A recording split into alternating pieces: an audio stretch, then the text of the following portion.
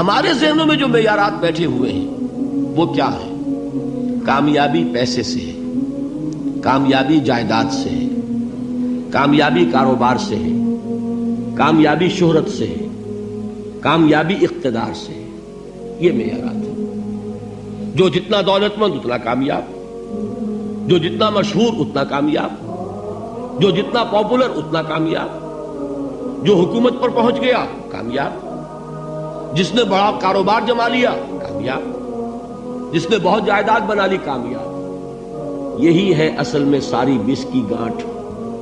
جو تصور کامیابی کا ہوگا اسی کے مطابق آپ کی بھاگ دوڑ ہوگی، اسی کے لیے جد و جہد ہوگی، اسی کے لیے توانائیاں صرف ہوں گی، اسی کے لیے دن رات کی مشقت ہوگی.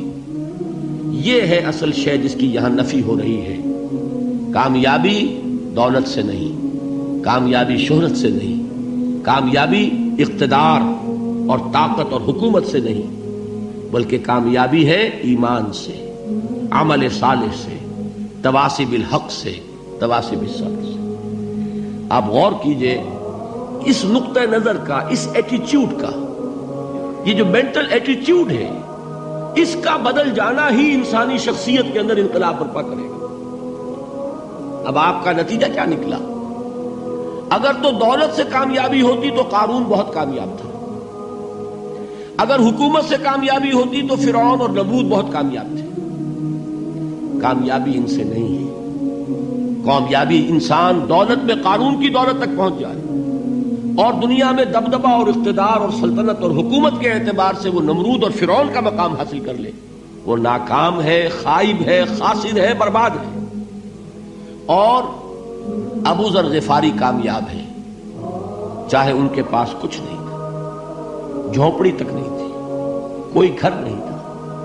حضور نے فرمایا ہے اللہ کے کچھ بندے ایسے ہوتے ہیں جو کسی محفل میں جانا چاہیں تو انہیں اجازت نہ ملے، جو کہیں اگر رشتہ کرنا چاہے کوئی ان سے رشتہ کرنے کو تیار نہ، کہیں کوئی سفارش کرنا چاہے تو ان کی کوئی بات ہی نہ سنے. لیکن اللہ کے ہاں ان کا وہ مقام ہے کہ اگر بھولے سے بھی کسی بات پر قسم کھا بیٹھتے ہیں تو اللہ ان کے قسم کی لاج رکھتا ہے. یہ ہے فرق. یہ جان لیجیے اچھی طرح. اس بات کا مان لینا آسان، اس پر سبحان اللہ کہنا آسان، لیکن اس کے مطابق آپ کے اپنے ذہن کا بدل جانا بہت مشکل. اس لیے کہ ہم متاثر ہوتے ہیں اپنے ماحول سے. وہ بڑا محل ہے، دیکھ کر ایک دفعہ جھجری آتی ہے، وہ بڑی سی 20 فٹ لمبی کار سناٹے کے ساتھ آپ کے پاس سے گزر گئی. ایک دفعہ اعصاب کے اندر ارتعاش ہوتا ہے، محسوس ہوتا ہے بڑے یہ نصیبے والے لوگ ہیں، بڑے خوش نصیب، بڑے کامیاب. حالانکہ کچھ معلوم نہیں کہ یہی سب سے بڑی بد نصیبی ہو سکتا ہے کہ یہی سب سے بڑی ناکامی ہو. اگر ذہنوں میں یہ بات بیٹھ جائے کامیابی کس شے سے. یہی وجہ دیکھیے قرآن مجید میں بارہا آپ دیکھیں اولئک هم المفلحون، یہ ہے لوگ کامیاب ہونے والے. آج یہ آپ نے نماز میں وہ آیات سنی، یا ایھا الذین آمنوا ارکعوا واسجدوا واعبدوا ربکم وافعلوا الخیر لعلکم تفلحون.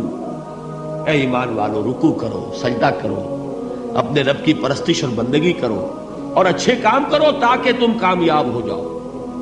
تو کامیابی کن چیزوں سے ہے؟ یہ ہے سب سے بڑا سبق. یہ ہمارے دل میں اگر بات بیٹھ جائے، ٹھک جائے، تو زندگی بدل جائے گی.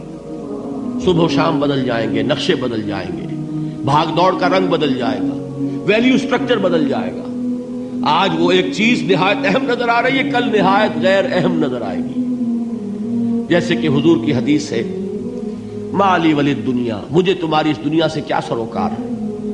انما مثلی کراکب استظل تحت شجرۃ ثم راح فترکها، میری مثال تو اس سوار کی سی ہے جو تھوڑی دیر کے لیے ایک درخت کے سائے میں ٹھہرتا ہے سستانے کے لیے، پھر وہ اپنا راستہ لیتا ہے. اسے اس درخت سے مستقل تعلق اس کا نہیں ہے، وہ اس کا گھر نہیں، وہ اس کی منزل نہیں. اسی طرح یہ دنیا میرا گھر نہیں ہے.